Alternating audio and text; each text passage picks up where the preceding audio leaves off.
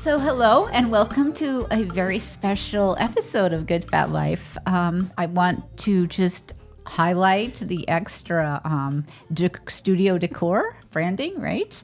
I had some help from some little people in my world. My very special granddaughters are here in the studio sharing this experience with us. And I'd like to introduce my daughter, Kylee Sanders. She's here as well. And we are going to be talking about a very important topic, right? Kindness. Yep. Kindness. The world could use more kindness. Absolutely. Yeah. So let's just start, Kyles, with, what is kindness? That's a big question. I mean, it's a subjective. I mean, I'm sure obviously there's a definition of kindness, and I think we have that here. But I don't know. I think it's subjective for each person. What is kindness to me could be what is kindness to you. And for me, it would be like a very genuine, sincere act of something that I want to do for somebody else without the expectation of anything in return. I think that's a big thing, right? Because you'll often hear, well, I sent so-and-so a gift, or I did this and I never heard anything. And so there's that, what was the motive behind the gift? Right, because I think if you're doing it with the intention of some kind of a reciprocal reward or credit, then I don't know. It's kind, but with an asterisk, kind of. I don't know if it has the same intention. So what do you think, though, is the difference between kindness, niceness, empathy, and compassion? Like I said, I think kindness really is something that has to come from you because you want to do it. It makes you feel good, or it's the right thing to do, and you don't expect anything in return. You can be nice, but there's all kinds of fake nice. Like, I can smile, but, not much behind it. And I don't know. I think these definitions probably have changed a lot in the last few years. But, no, I think kind really just has to have a genuine sincerity that comes from you. It's an altruistic kind of intention. So why would we even be talking about kindness? How does that relate to Good Fat Life? You can internalize it. Be kind to your body because that's the right thing to do. Be, eating well, eating the right kinds of foods is being kind to your body, being kind to yourself, your self-care, your self-health, your self-mental health, whatever that is being kind to yourself. And I think that's kind of the personal or selfish intention. Say selfish, but like in a good way. In a good way. If we even dig deeper on that, the neuroscience and the psychology around kindness. So, I mean, how Bob is, he can just be like, why would you, that's like woo-woo, why would you even do it? But at the end of the day, if it makes me feel better, it releases dopamine. And it's a real chemical change in my body that supports the health and wellness of my body. So who cares? Right. I mean, there's real science around why kindness is good for us. Absolutely. You look at talking about neuroscience, being kind releases oxytocin, which is the love, the high, the hormone that makes you feel really good. Like it's after exercising, it releases. Oh, so does that mean I don't have to exercise? No, I still have to exercise. Sorry, that does not. Being kind is like a bonus. It's a bonus. It reduces cortisol, which is a stress hormone. Your serotonin, right? And it also releases dopamine. Dopamine is the feel good, and the repetitive. So it's like when you do something that makes you feel good, that's dopamine, and that makes your brain happy. Right. So absolutely, if you're looking just purely on a brain level, neuroscience level, kindness is good for the brain. It's great for the body, and it's a really important part of self-care. Absolutely. I mean, so not only does it just make the world a better place. Right? But it also makes you a healthier person. A healthier person, a happier person, I think. If your brain is happy, your brain feels good, your body feels good because you're taking care of your body. All around, you're going to be a happier person, maybe probably in a better mood. In general, it's going to ripple, right? It's going to have that ripple effect where you feel like wanting to do more. Right. When you feel good, you want to do good. Yeah, you want to do good. Yeah. But there's also deliberate uses for kindness. Do you think you can be too kind? Yes. Well, I think it can turn into a selfish kind of where you're doing it to either it changes. It becomes less about you and less about feeling good internally and more about feeling the optics. Oh, I'm a great person, and so it turns into a selfish. It can't. I'm not saying that giving people compliments is, too much. But I think at some point, not for everybody, but at some point it can turn into where you're just doing it for, maybe you're getting too much dopamine from it. And you're just like, you're addicted to the kindness dopamine and, or maybe it just becomes selfish because I'm such a great person. Everybody says I'm such a great person, and not a great way. I don't know. Maybe. No, that's interesting. But it can also be, what is it, where you lose your sense of boundary. True. Right? So you're just like, you don't know how to say no. So you're just being like, I'm going to be kind, even though it's at, well, but we just said that kindness releases so much dopamine, but it's an interesting kind of a conundrum. But you can get addicted to it. That's why the like button on the social media was created, is because that's the same neurochemical that makes you feel good. When you hit the dopamine or when you hit the like button, you start getting addicted to that feeling. Or watching that like button. It's not high enough. Okay, I need to do more and more. So I think like anything, you've got to find that balance and that moderation. Yes, even being kind, you can get addicted to it just like anything else. And then it becomes less about the I'm doing good because it makes me feel good. And then I go about my day to that's all I'm doing all day is try to get it, to feel good all day. You see that's an interesting, actually, that would be an interesting article to pursue. Right? Yeah. But I go straight to that instead of where you went was like, we stop setting boundaries. Yeah, it's probably Well, no, this is a conversation, right? That's true, right? And we're at different generations. That's true. So one of the things that I saw yesterday, one of my colleagues is really feeling a lot of stress and overwhelmed, and like beside himself, and he was losing his grounding. Mm-hmm. And I said, you could call somebody and just, say, hey, thanks so much for all you do to support me in my work or whatever it is, or look for a way, because it's a really nice way to help get yourself out of a funk or a cycle that's spiraling down, is to do something nice for somebody. Right. Right? I mean, there's ways to use kindness intentionally as part of our self-care. Right.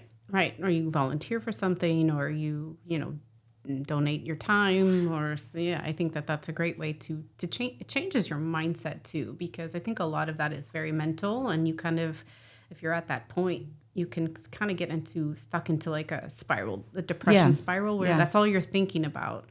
And so it helps you physically get out of that energy and that environment. So your brain gets kind of distracted.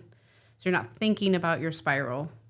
And then it's not, you become less self-absorbed in that moment. Right, exactly. And then your dopamine hits because you're doing something that other people are, probably happy to have that kind of help or receive that kind of help. So you get a dopamine, which makes you feel good. So even if it's temporary, a couple of seconds or a couple of minutes or a couple of hours, it helps. You do that a little bit, and I'm not going to say that's a cure for things, but it can maybe at least help you to get out of it for a little bit.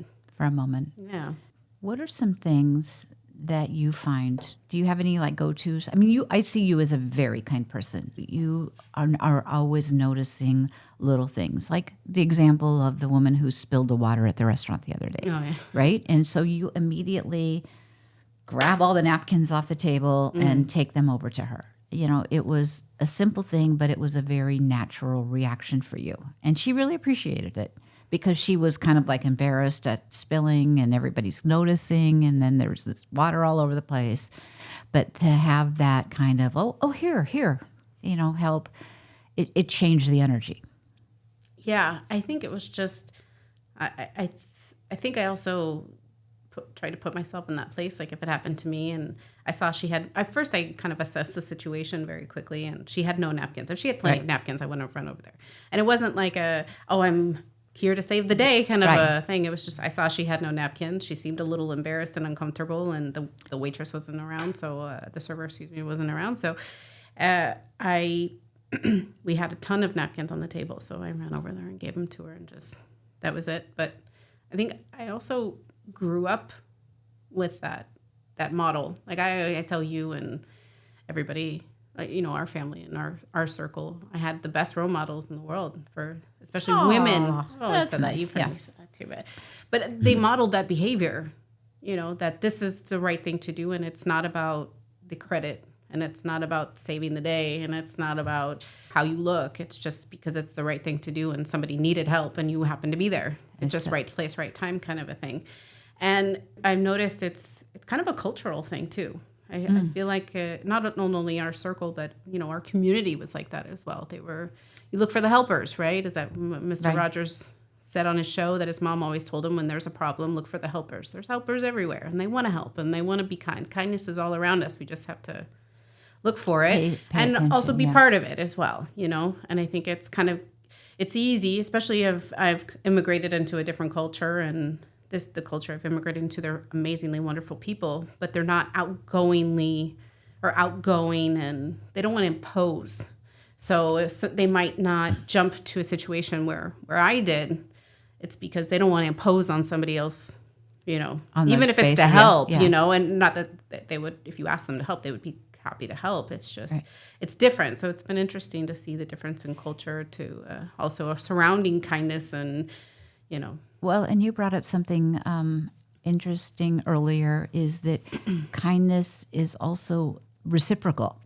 There's the giving and the receiving. Mm. So if the woman, using the example with the napkins, if she would say, oh, no, I don't need them, it would have created, it would not have allowed you to have the dopamine hit, but it also could have created a little bit of uncomfortableness or awkwardness. Maybe, but I mean, if she said no, I would absolutely respect. Oh, okay, no, you got it. I'm right, but maybe I'm not using the right example. If she got upset about it, then I'd be like, oh, yeah, maybe we'll change the.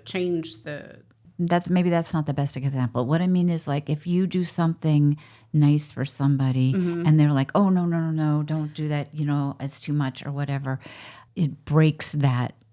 That breaks that lovely flow of energy. So right? We've talked about that, giving and receiving. Yeah. Receiving kindness is what I'm talking about. And I think that this is something that I'm happy that my generation, but also my daughter's generation and future generations are a lot more comfortable with the receiving of compliments, the receiving of kindness, because I think older generations, especially I'm seeing with my new in-laws, I try to do something nice because that's how I was raised, and that's how I want to, when that's how you show love. That's how I show love. That's my, like I was saying, that's my love language. Is I want to take care of you, I want to treat you, to pamper you, and they were very, very uncomfortable with it, and it kind of put me off. I didn't know how to respond to that, because I was like, what do you mean you don't want to accept this, and so I left it but now I think they're getting more used to it. That's me. That's how I am. But it's also my culture. And my family. That's how we show you we care about you. Is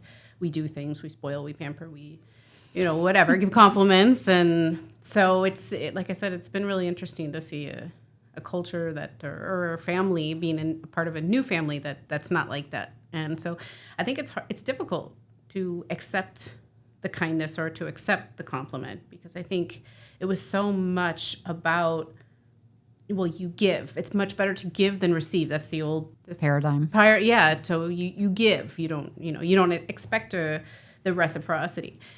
Yes, but it's also just as important that if somebody wants to do something nice for you, that you're able to accept it graciously and sincerely and feel comfortable with it. And but I mean, if it's love bombing all the time, maybe we get into that. It's too much. The kindness is too much.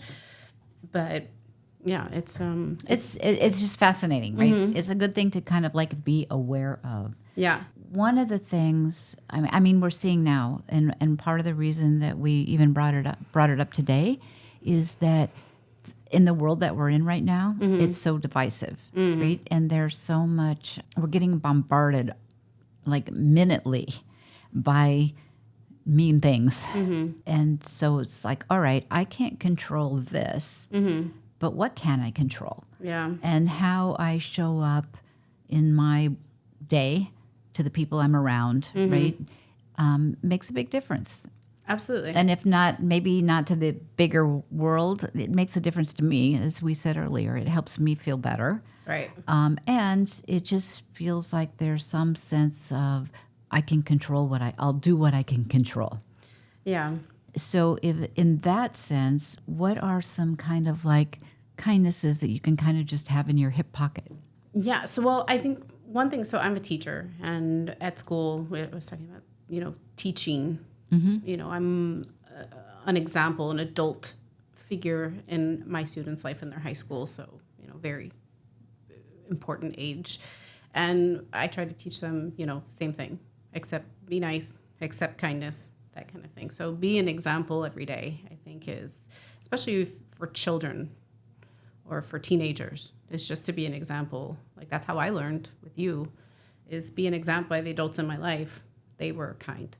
And they gave compliments and they accepted compliments. And, so I think that's just be an example, because as we said from the beginning, kindness has to be altruistic, it has to be sincere. People can tell when you're telling lies, or that you're not being sincere. You're just saying, oh, nice shirt. Thanks. I don't know.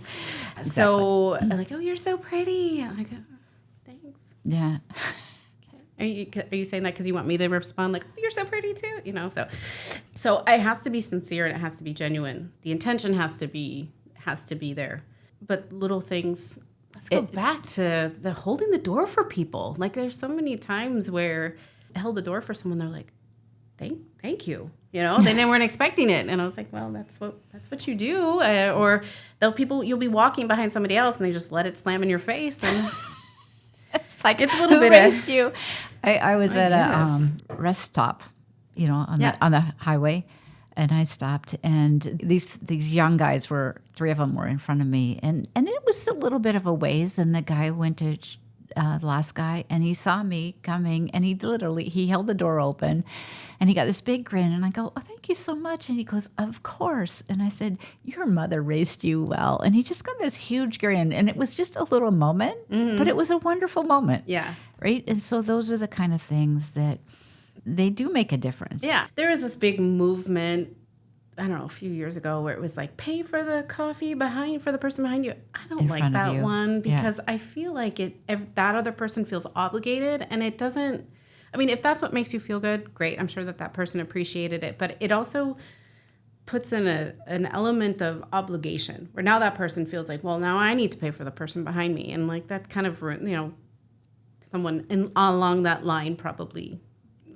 all appreciated it, but maybe they didn't have the money, but they really needed that coffee that day, and they were really, really grateful. But kindness is free, right? Is that what be kind? Ellen, her right. Big motto is be kind, just be nice. Kindness is free. You don't have to buy somebody something to be kind. A smile, like you said, a smile, just giving a compliment, and I'll make my little shout out here. One of my favorite things on Instagram, a channel I appreciate every time it pops up on my feed, is a guy named Troy Hawk. And he's a British comedian, but he goes on the street and he just gives these amazingly well-crafted, very highbrow compliments to people on the street. And he films a reaction, and it's amazing. And you just see people like light up. Sometimes at first they're a little taken aback by it, but then they just, wow. But he's genuine about it. Like he sees the person coming, and he chooses the person he wants to give a compliment to. And I love it. It makes me happy. And I think just to support people that are doing good things like that are doing positive things, not just... Yeah, I'll have to check them out. Support people that are doing fun, kind acts, I think is also, if you want to go onto a bigger scale than just your own experience, like just follow people that make you happy, make you feel good, or that are doing good things, doing nice things, and smile. Just smile at people, say thank you. Just back to, etiquette. I think etiquette... Maybe we need to go back to etiquette class from Just holding the door, saying thank you, saying excuse me if you're trying to get through a crowd or, you bump into someone and, letting somebody into traffic or, That's a big one, letting somebody into traffic. It was turned into, like, road rage is just turned into, no, you're not getting it, and like, okay. Right. Sometimes there's tourists like me and I don't realize that it's merging and I need to get in. Sorry, Okay, I'm not shy. We asked ChatGPT, right? Yeah, ChatGPT is great. Give us some thoughts. And so one of the things, some props. One of the things that I really liked is that they broke this down into kindness through words, right? So we talked about that. Compliment someone genuinely. Their smile, their outfit, their idea, anything. Yeah. Thank you for driving the bus. Yeah. For me, right? We heard that. And then in person, hold the door open. We talked about that. Yeah. Let someone go ahead of you. Smile at a stranger. I smile at everybody. I do too. I smile at everyone, and but that's just my personality. I think. I think right. Also probably learned it from you're a big smiler as well, and it's fantastic the reaction, and it's just natural. I'm not doing it for the reciprocity, but it's fantastic when you just walk through a crowd of people and you smile at everyone and people just start smiling back. They just start smiling back, and you're like, okay. I do that on the airplane. I've noticed when I'm getting on an airplane, I'm just smiling, just going to my seat, and all of a sudden it's like, oh, and you go, oh, I guess it's just I'm happy where I'm going or whatever. And so just to recap, we have kindness through words, right? And then we had in-person gestures, and then thoughtful actions. This is another one. So pick up litter. And that's another one. I mean, I don't even think about it, but we would just normally pick up stuff. Yeah. Not like gross, disgusting stuff. But no, but I mean, I think so I have a small story, side story about that, but I think we've gotten sometimes into, that's not my job. It's not my job to pick it up. Like, especially I'm at a school with a bunch of high school kids. Yeah. There's stuff everywhere, And it's disgusting. Yes, we have a custodian or someone who cleans, but also he's got a lot of other things to do except for pick up, stuff you throw on the floor. The stuff you throw on the floor, you're too lazy to put in the garbage. So, if I see something, I'm going to pick it up. One, I don't want anybody to slip on it. And two, I work here. This is my school, my environment. I care about where I work. And so, and hopefully lead by example, right? That somebody else will start picking, maybe they'll pick up their wrapper. Maybe they'll see me picking up so I think, picking up litter. But I have a side point on that because one of the things that our talking points was is kindness innate or is it learned? Could be both for sure. But one thing my daughters, my child is here, her and her friends on lunch, well, she has a friend or two, they pick up trash. Nobody asked them to pick it up. Nobody said, here's $10, here's an incentive. You get a popsicle or a lollipop or whatever if you pick up trash. They care about the environment that they live in, and they see the litter and they want it picked up. I am so grateful that is part of her personality and her nature, that she just cares about the place that she is at school with or goes to school at and, her friends, and that's just something that's even on their radar. It's even on her radar, right. And natural because most of the other kids don't care. They're not even there's a wrapper on the ground, So that makes me very proud as a parent too. That's just part of how she thinks and what she's aware of and what's on her mind is to care about the place and to be kind. Yeah. She's picking up the trash at her school. At her school. Yeah. Good job, Mom. I know. Well, yeah. Good job, Charlotte. So then the last one is emotional support. And that is, there's two more, and I love this, is really listen. So, take the time, and when somebody's talking to you, really listen to them and be present in that moment. And that's something that's I don't want to say my New Year's resolution, but that's something that's on one of my opportunities to improve because I can be very ADHD or ADD and just I have 500,000 things, or maybe it's mom brain or whatever. I have 500,000 things on my mind, and my mind tends to jump if I hear a keyword. Then I start thinking, oh, shiny, something. Okay, yes, I got to go to the grocery store for orange juice. Okay, orange juice now, Yeah. So that is on my list. Do you have something that I want to develop? A skill that I want to develop is being much better at really being present in the moment and not letting my brain jump to other things when somebody's telling me something. Do you have some tools that you've developed to help you stay in that present moment? No. I don't know. I just kind of keep trying to give a mental check, like eye contact. Like come back, right? Yeah, come back. Eye contact. Don't wander. Don't let your brain wander. I just did it, didn't I?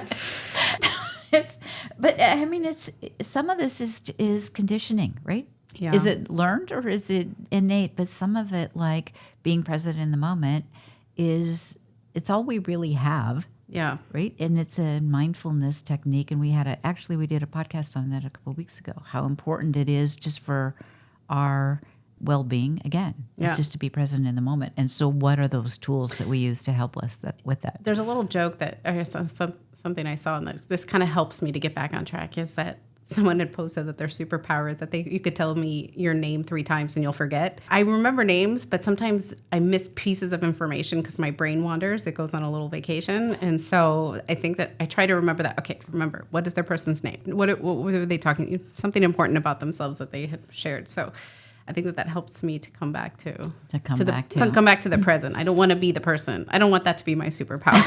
So. That's great. Okay. All right. And then the last one is selfless sharing, which is let somebody merge in traffic and wave at them, right? Yeah, I had a moment that was difficult and, a not nice driver. And so anyway, I won't share the whole story, but yes. So sometimes it's better instead of having just to say, okay, have a good day.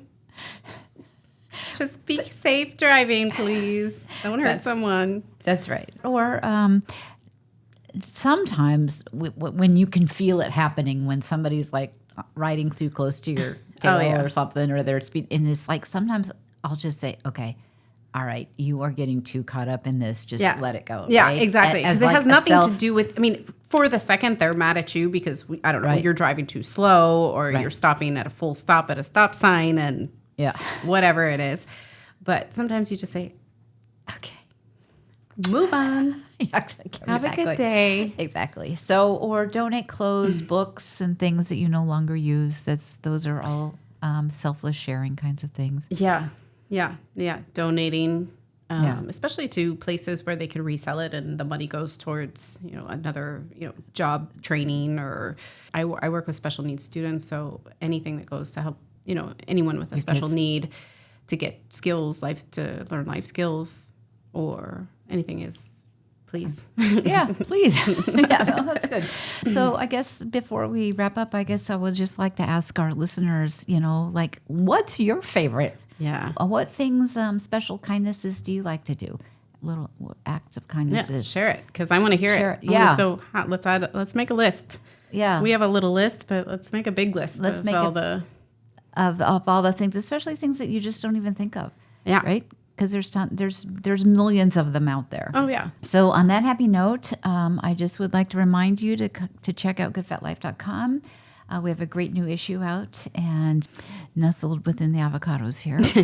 And also, our calendar lets you know what cool things are happening now. I do want to do, speaking of kindness, one of the places that I love to go for my chiropractic care is Hands on Health.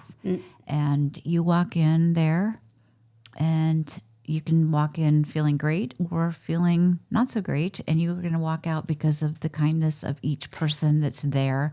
You can just tell they really love being there. And just one little thing about that, the way that you're treated by somebody else, especially if you're just, at the grocery store or you're going to see your chiropractor or whatever, can change your mood. You can walk in a terrible mood and somebody is just happy to see you and, cares. Right. And change your whole mentality. And you can do that for somebody else too. So I think service, just interacting with each human as nicely as you can.